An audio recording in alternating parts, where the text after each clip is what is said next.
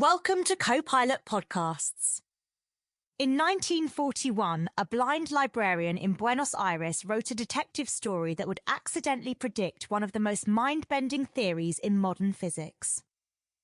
Today, we're diving into Jorge Luis Borges' El Jardín de Senderos que se bifurcan and its uncanny connection to quantum mechanics. You'll discover how a spy story anticipated the many worlds interpretation, why scientists now study Borges alongside Schrödinger, and what this tells us about the relationship between imagination and scientific discovery.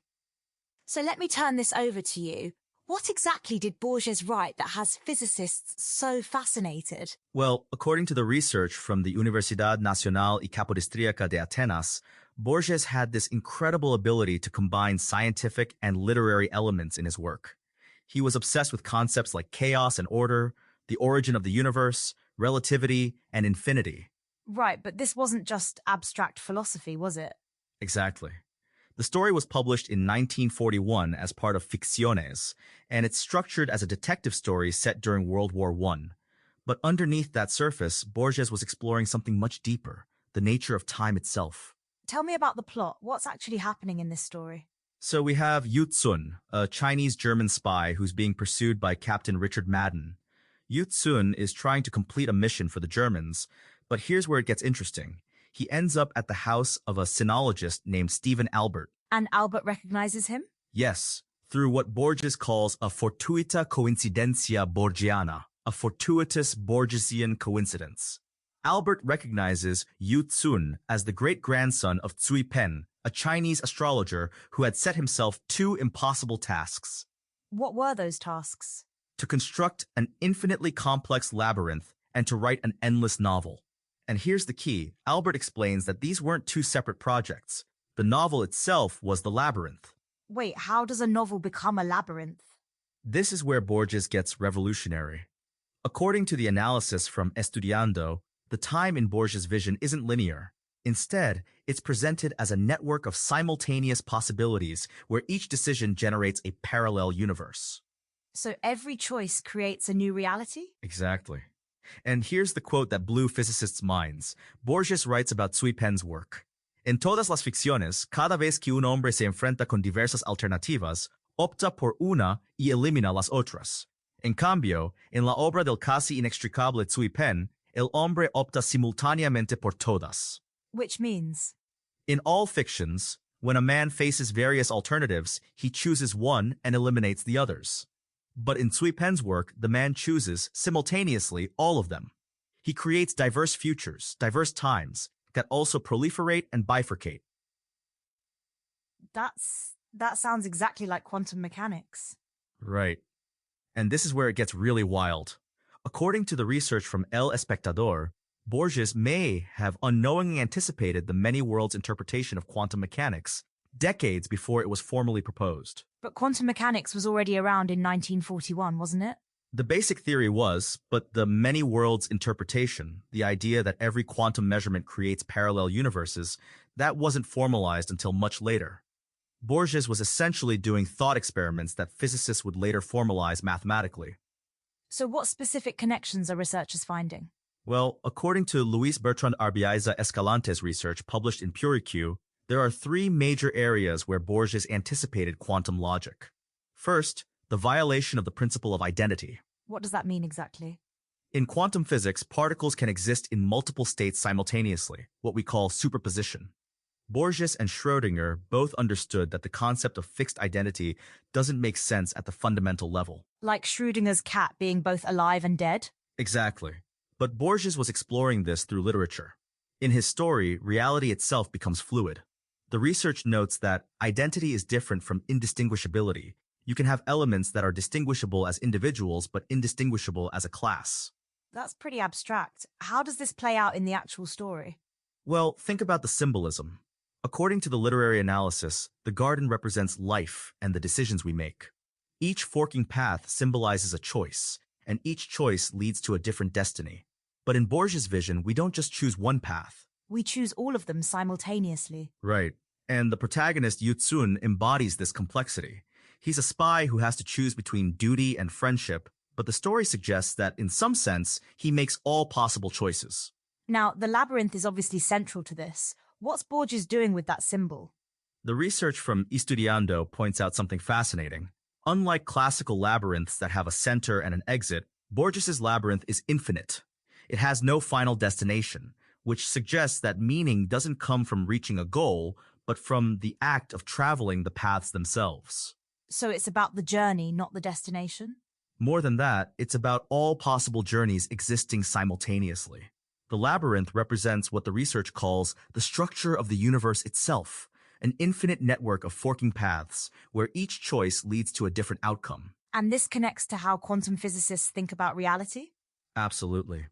The research notes that quantum physics challenges traditional logic in ways that Borges anticipated.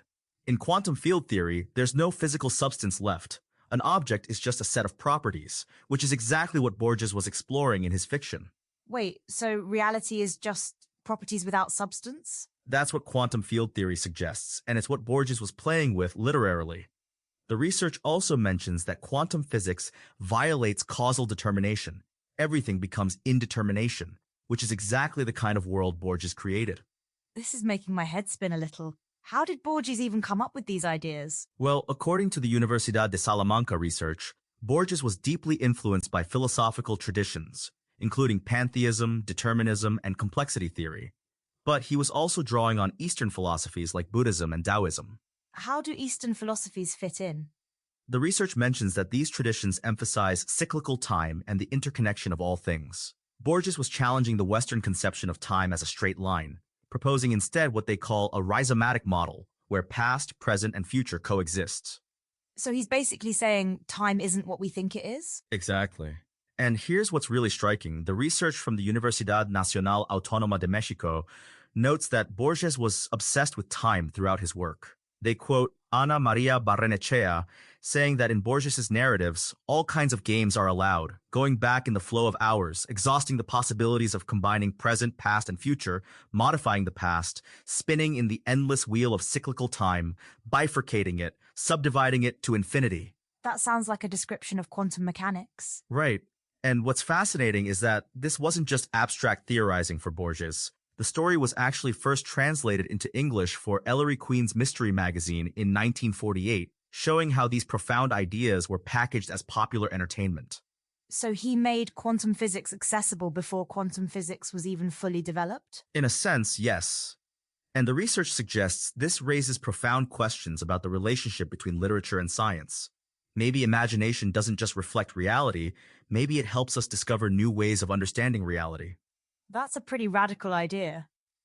Are there other examples of this happening?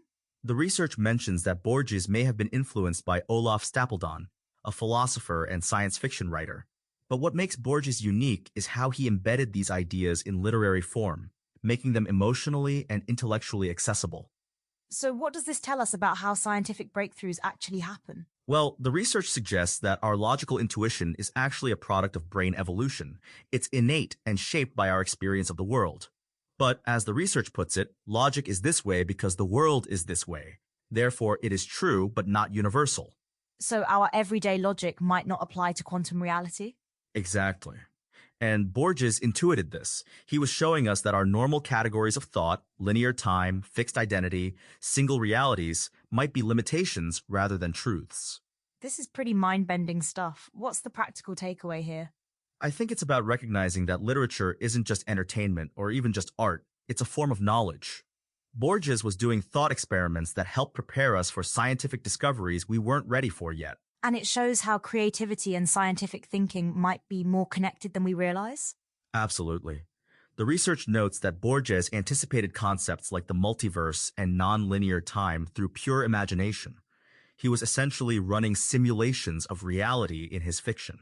So when you step back from all this, what's the bigger picture? What does it mean that a blind librarian in Buenos Aires could anticipate quantum mechanics? I think it tells us that the boundaries between disciplines are more porous than we think. Borges wasn't trying to do physics, he was exploring the nature of reality through storytelling. But in doing so, he stumbled onto truths that physicists would later formalize. And it suggests that maybe we should take literature more seriously as a way of understanding the world? Exactly. The research shows that Borges was essentially demonstrating that reality itself might be more like a story than we thought. Multiple, simultaneous, constantly branching into new possibilities.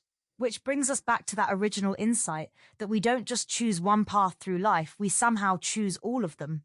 Right. And maybe that's not just a literary metaphor. Maybe that's actually how reality works at the deepest level. Well, here's what I find most remarkable about all this. Borges took these incredibly abstract concepts and made them into a gripping spy story.